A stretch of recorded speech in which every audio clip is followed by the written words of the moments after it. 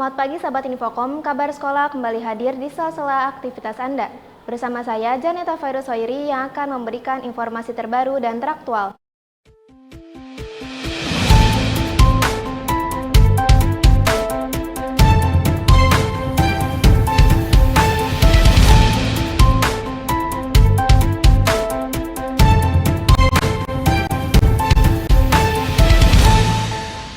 Museum Perjuangan Bogor adalah salah satu museum yang menceritakan saksi bisu para perjuangan rakyat Indonesia pada saat penjajahan.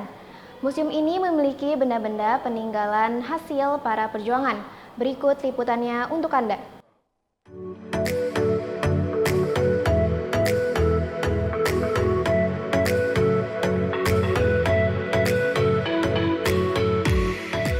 Halo Sobat Infokom, hari ini aku lagi ada di Museum Perjuangan Bogor. Salah satu tempat bersejarah yang menyimpan kisah perjuangan para pahlawan melawan penjajah. Penasaran? Yuk kita nakut terus!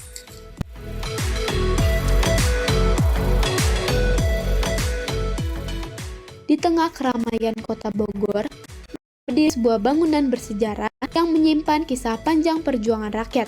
Inilah Museum Perjuangan Bogor, saksi bisu perjalanan bangsa menuju kemerdekaan.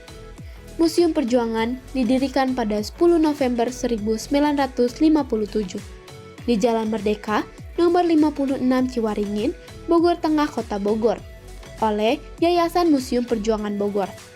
Museum ini menghadirkan berbagai koleksi yang menggambarkan bagaimana perjuangan masyarakat Bogor dalam melawan penjajah dan mengantarkan Indonesia menuju kemerdekaan.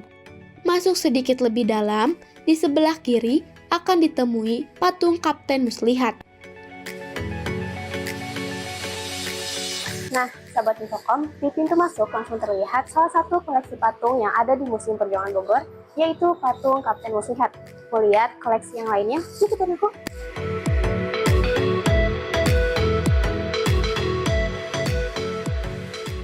Terdapat 2 lantai di dalam bangunan Museum Perjuangan Bogor ini.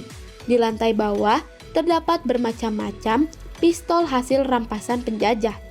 Selain itu, ada pula senjata tradisional yang digunakan oleh pejuang RI berupa granat bumbung dan granat botol.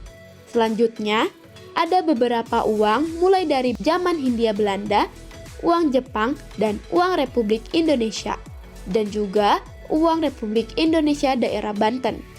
Nah, sahabat Infokom, ini adalah koleksi mata uang kertas pada tahun 1945 sampai 1950. Mau lihat koleksi lainnya? Yuk kita lihat.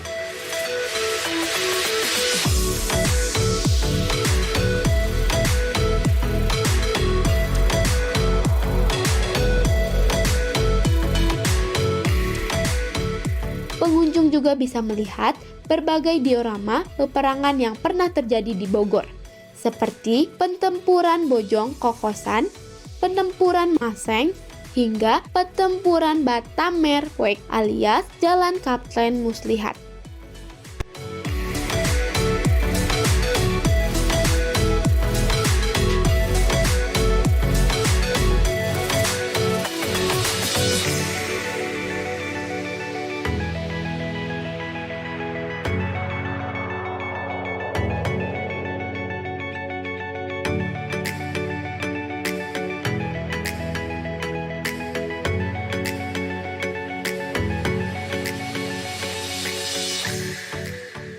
Sahabat Infokom, aku lagi ada di lantai 2 dan di sini ada arsip-arsip penting dan dokumen pada masa perjuangan.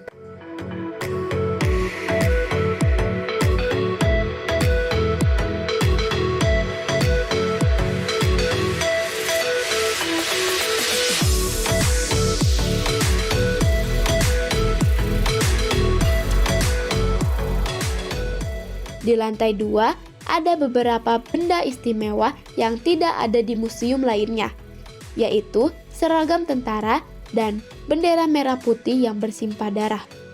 Terdapat juga pakaian tempur serta aneka senjata, termasuk pedang yang mengingatkan kita pada perlawanan rakyat di masa lalu.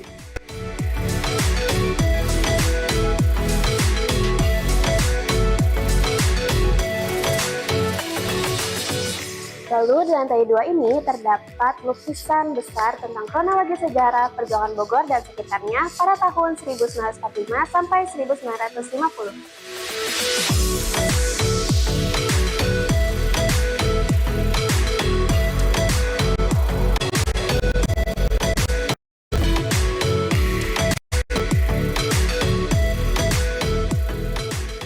Di sini juga ada pakaian Palang Merah Indonesia yang dipakai selama masa perjuangan.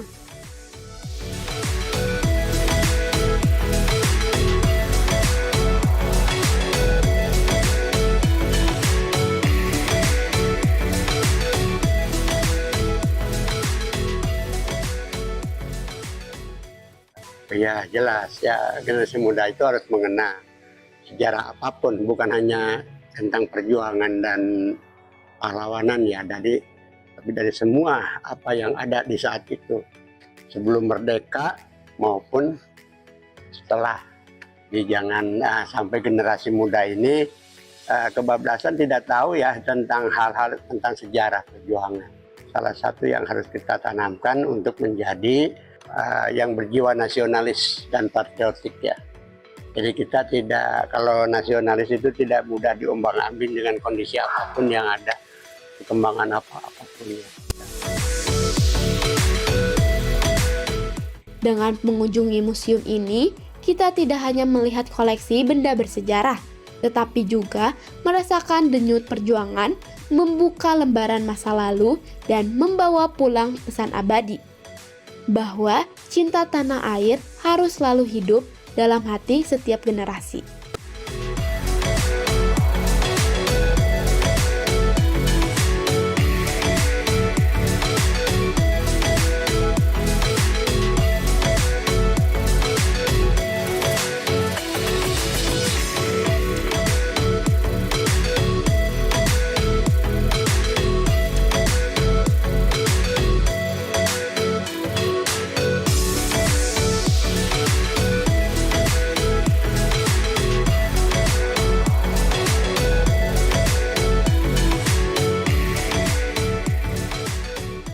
Dengan berkunjung ke Museum Perjuangan Bogor, kita tidak hanya melihat benda-benda peninggalan sejarah, tetapi juga meresapi semangat perjuangan para pahlawan.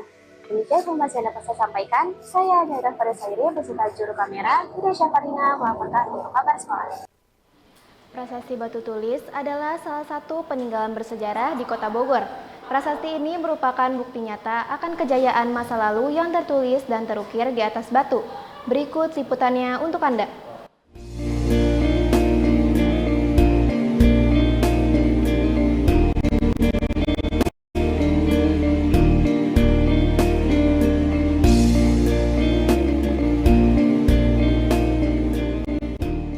Halo Sobat Infocom, kali ini saya sedang berada di salah satu situs bersejarah yang ada di Kota Bogor, yaitu Prasasti Batu Tulis. Penasaran kan gimana sejarah cerita dari Prasasti Batu Tulis ini? Ikutin terus!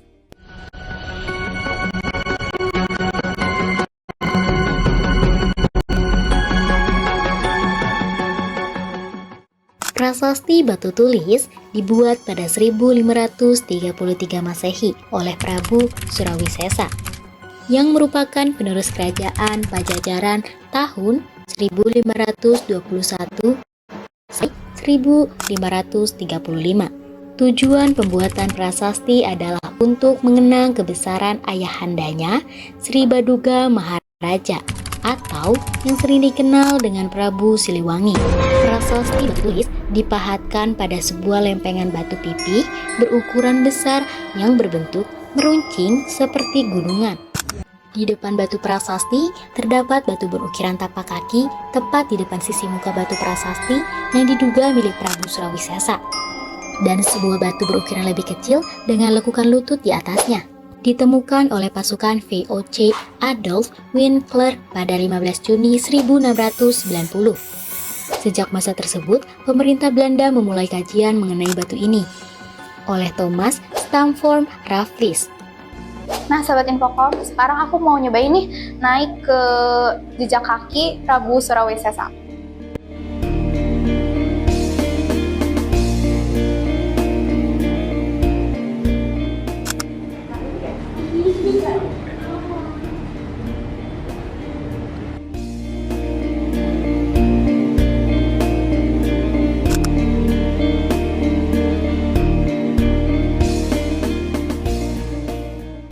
Nah, di sini ada tempat bersandar duduknya Prabu Surawisesa. Kita cobain yuk.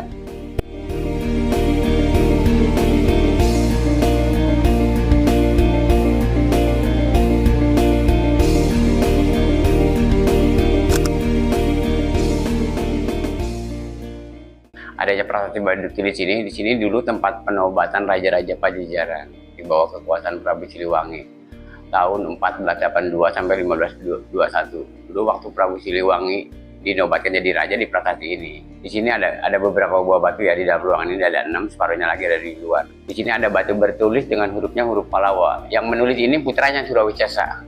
Jadi menjelaskan tentang silsilah kebesaran ayahnya waktu dinobatkan di prasasti ini. Di sini ada huruf Pallawa, bacanya singkat aja ya. Wang Napun ini sesakala Prabu Ratu Diwasu, dia Wingaran Sri Baduga Maharaja. Jadi artinya itu semoga selamat beliau kepada sini. Dan di depannya lagi juga ada bekas telapak kakinya beliau, bekas telapak kaki anaknya Surawisesa waktu beliau menulis dengan kesaktian sampai berbakat gitu. Depannya itu ada lutut, dari samping ini ada batu lingga. Lingga itu lambang kesuburan, lingga yoni ya. Dari sampingnya itu ada tempat sandaran, tempat penobatan. Dan separuhnya lagi ada di luar gitu. Ada batu mendi, batu bekas telapak mejanya buat naruh saji zaman dulunya gitu. Nah, ini kurang lebih 500 tahun lebih. Sejarah hari lahir udah mulai dari sini. Ini kan peninggalan sejarah, benar-benar harus kita untuk anak cucu kita ke depan ya. Kan zaman dulu yang benar ada kerajaan. Di Jawa Barat itu ada kerajaan Prabu Siliwangi.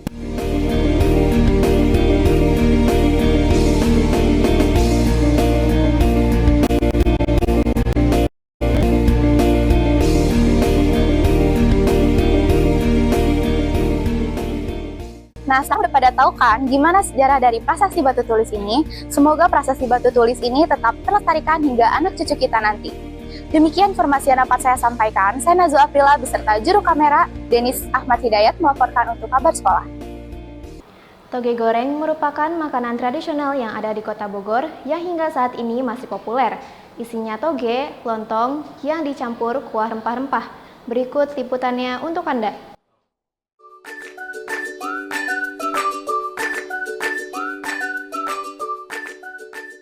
Halo Sobat Infocom, saat ini aku lagi ada di salah satu kuliner khas Bogor yang nggak boleh dilewatin, yaitu toge goreng. Penasaran sama rasa dan pembuatannya?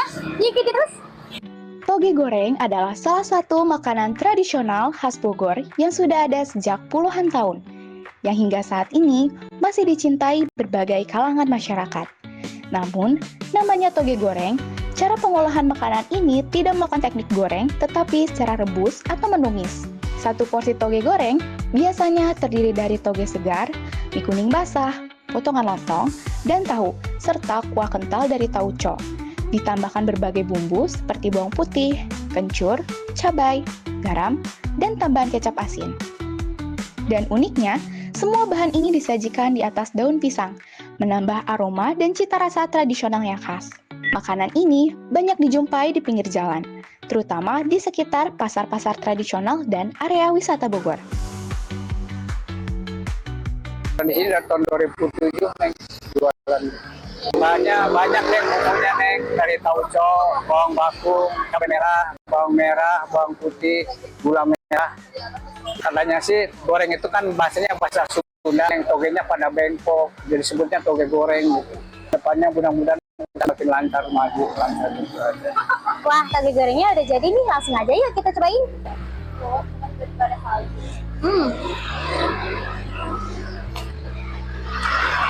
Nggak salah sih kalau jadi makanan favorit warga Bogor, karena rasanya enak banget, manis, asinnya nyatu banget, enak banget deh, sumpah.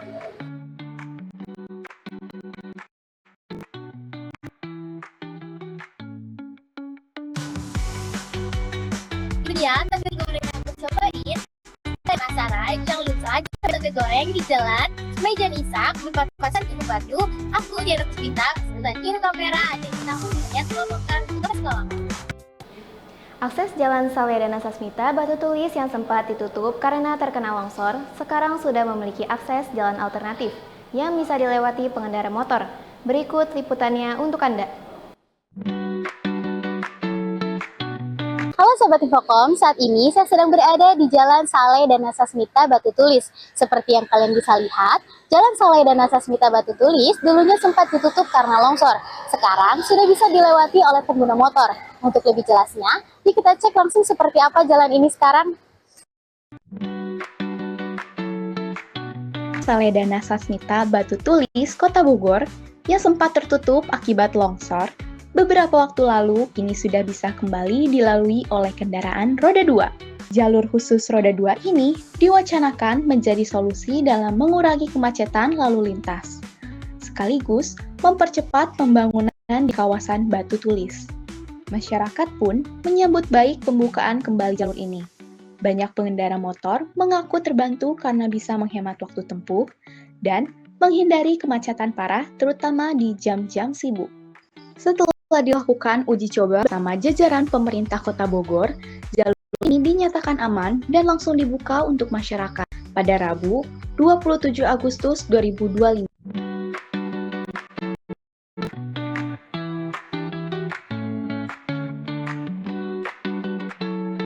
Nah, sahabat Infocom, ini dia Jalan dan Nasasmita yang sempat mengalami penutupan akibat bencana longsor, kini telah kembali dibuka untuk pengguna kendaraan roda 2. Berharap keberadaan Jalan Saleh dan Nasasmita ini dapat membantu melancarkan arus lalu lintas dan mengurangi beban di titik-titik rawan macet.